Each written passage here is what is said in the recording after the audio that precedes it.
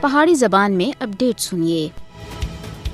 کشمیری عوام 10 لاکھ تھے زیادہ بھارتی فوجیاں دی نگرانی وچ سخت صورتحال وچ اپنی جدوجہد جاری رکھے ہوئے ہیں۔ مقبوضہ جموں کشمیر وچ 77 سالاں تھے غیر قانونی بھارتی فوجی قبضے دا شکار کشمیری ہر ظلم کو سہ رہے ہیں۔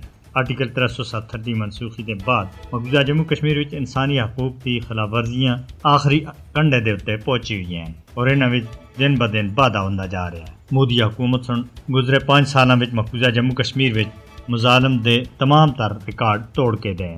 بھارت کی نازی حکومت کشمیریوں کو بنیادی انسانی حقوق تے محروم رکھنے دے واسطے مقبوضہ جموں کشمیر دے وچ ہر ایک ظلم کر رہی ہے۔ مقبوضہ جموں کشمیر وچ قتل و غارت گری، منمانی گرفتاریاں اور تشدد ہر دیہڑے دا وتیرہ بن گیا ہے۔ کشمیریوں کو انہاں دے حق خود ارادیت تے مطالبے دی سزا دیتی جا رہی ہے۔ مودی اور اس کے حمایتیوں کو اس گل کا پتہ ہونا چاہیے کہ انہاں دے جھابرانہ ہتھکنڈیاں دا نتیجہ بالآخر انہاں دے گل پے سی۔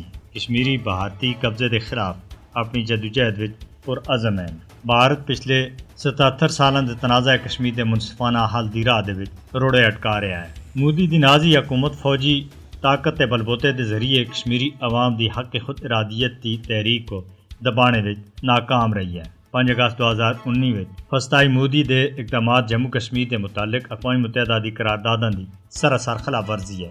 کشمیری عوام کو یہ حق حاصل ہے کہ وہ اپنی خواہشات کے مطابق تنازع کشمیر کے حل وچ اپنی جدوجہد جاری رکھن۔ مسئلہ کشمیر ایک فلیش پوائنٹ بن چکا ہے۔ یہ اقوام متحدہ اور عالمی برادری دے واسطے ایک چیلنج بھی ہے۔